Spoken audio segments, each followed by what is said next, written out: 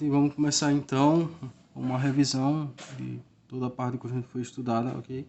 Vamos lá. Então, o conjunto é intuitivamente uma coleção de objetos ou elementos. Eu coloquei alguns exemplos, como o primeiro aí, o conjunto das vogais, nosso alfabeto. É o conjunto V com os elementos A, E, I, O, U. Temos também o conjunto dos continentes, o conjunto que eu representei pela letra C, com os elementos América, África, Ásia, Europa, Oceania. Escrevi também aí o conjunto dos números pares positivos menores do que 100, representei pela letra N. O conjunto tem os elementos 2, 4, 6, 8, 10, etc. até o 98. Temos também o conjunto dos números primos, que eu representei pela letra P, e tem os elementos 2, 3, 5, 7, 11, 13, 17, 19, 23, são infinitos, por isso que tem as reticências ali, porque continua. Bom, de maneira geral, os conjuntos são indicados por letras maiúsculas, seus elementos devem ser colocados entre chaves e separados por vírgula. E dá para perceber bem, por exemplo, o conjunto das vogais aí, vocês estão vendo os elementos A, E, I, O, U são separados por vírgulas e eles são colocados entre chaves. Ok? Então, um conjunto também pode ser indicado por meio de uma figura chamada diagrama de Venn. Observe o conjunto V das vogais representado no diagrama de Venn que eu vou fazer agora. Vamos fazer o conjunto V das vogais aqui. Okay. Conjunto V através do diagrama de Venn. Faço o diagrama.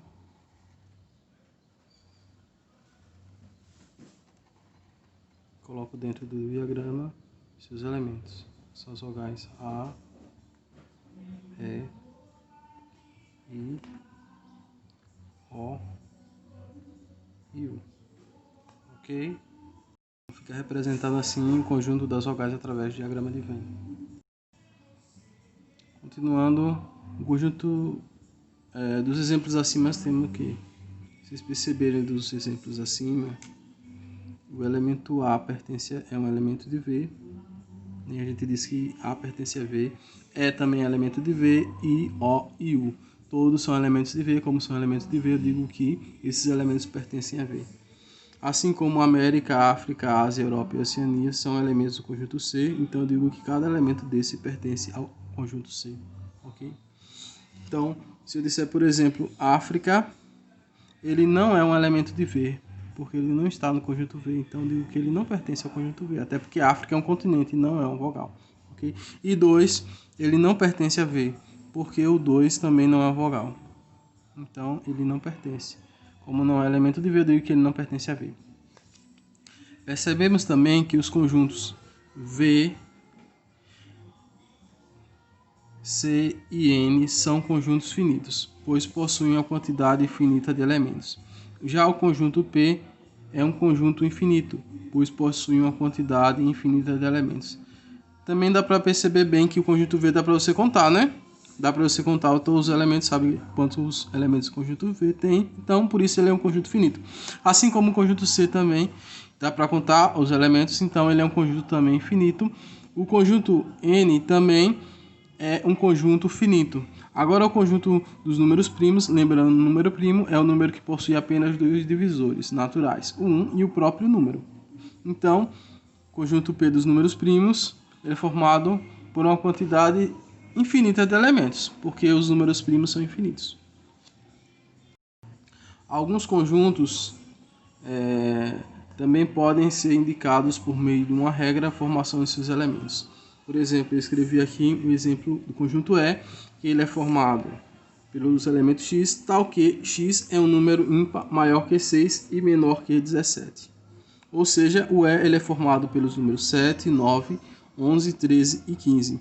Observem que os elementos de E, no início, eles não estão expressos, não estão escritos, mas eles estão representados por uma regra. E a partir dessa regra nós conseguimos escrever os elementos desse conjunto E. Continuando, nós temos aqui que um conjunto é formado por elementos. Um objeto X qualquer pode ser elemento em um determinado conjunto A. Quando for, dizemos que X pertence a. Escrevemos que X pertence a. Esse símbolo aqui, ele significa pertence, ok? Caso contrário, dizemos que X não pertence a, escrevemos X não pertence a. Esse símbolo significa não pertence. é bem tranquilo, né? Como assim? É dessa maneira, se um elemento é elemento de um conjunto, nós dizemos que ele pertence ao conjunto, ok? E se ele não é elemento de um conjunto, nós dizemos que ele não pertence ao conjunto. Essa explicação toda, simplificando, é isso. Continuando, vamos ver agora a parte de igualdade de conjuntos. Por definição, dois conjuntos são iguais quando possuem os mesmos elementos.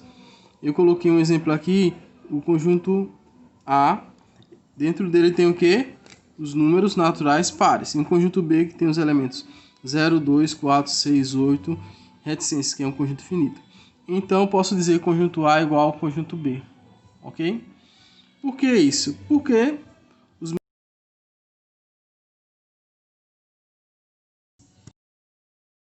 de B, que também são números naturais pares.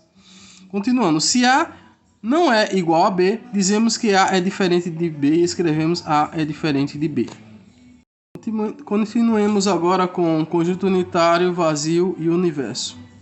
Conjunto unitário, o nome já diz, unitário é um, né? Então é o conjunto que possui apenas um elemento. Exemplo que eu coloquei aqui é o conjunto A, que possui o elemento 9, é um elemento só, então é um conjunto unitário. Nós temos também um conjunto vazio, que é o conjunto que não possui nenhum elemento. O conjunto vazio pode ser indicado assim, coloca duas chaves sem nada dentro, ou um zero cortado. Okay?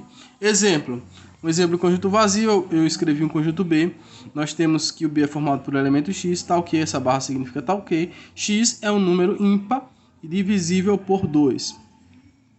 Bom, se a gente for tentar escrever esses números, esse conjunto B, nós não vamos conseguir. Por que nós não vamos conseguir? Porque não existe nenhum número ímpar que seja divisível por 2. Porque se você pegar um número ímpar e dividir por 2, sempre vai sobrar. Sempre vai sobrar 1, né? Então, não existe número ímpar que seja divisível por 2. Portanto, o conjunto B é igual ao conjunto vazio, que representa assim ou assim. Ok? Continuando agora, vamos continuar com o conjunto universo. O conjunto universo é aquele ao qual pertencem todos os elementos considerados em determinada situação. Para facilitar o entendimento do que significa um conjunto universo, eu passei esse exemplo aí, que eu vou resolver. Escreva o conjunto B. Bom, o conjunto B é formado pelos elementos x, tal que x pertence aos naturais e x ao quadrado igual a 4. Bom, escrevi aqui o conjunto B, falta escrever os seus elementos. Bom, aqui diz que o conjunto B é formado por elemento x, tal que x pertence aos naturais e x ao quadrado igual a 4. Bom, como aqui diz claramente que x pertence aos naturais, quando a gente for resolver essa equação, o valor que será válido vai ser apenas aquele em que o resultado der um número natural, ok?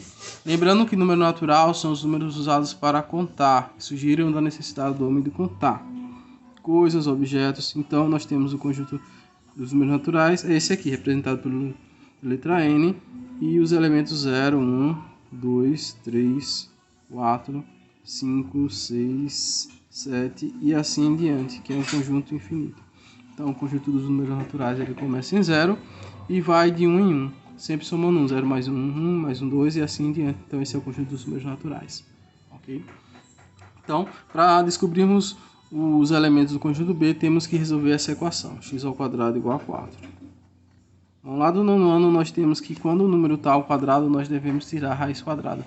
Então, aqui nós temos que x igual a mais ou menos a raiz quadrada de 4. Daqui eu tiro que x é igual a mais ou menos 2. Bom, daqui então nós percebemos que as raízes dessa equação aqui, elas são x igual a 2 ou x igual a menos 2. Mas se nós observarmos aqui que a questão diz que o x tem que pertencer ao conjunto dos números naturais, ou seja, os números, o conjunto universo é o conjunto dos números naturais. Então, como o número menos 2 não é um número natural, ele não serve, ele não entra no conjunto B. Portanto, o conjunto B ele é formado apenas pelo elemento 2, porque o 2 ele é um número natural.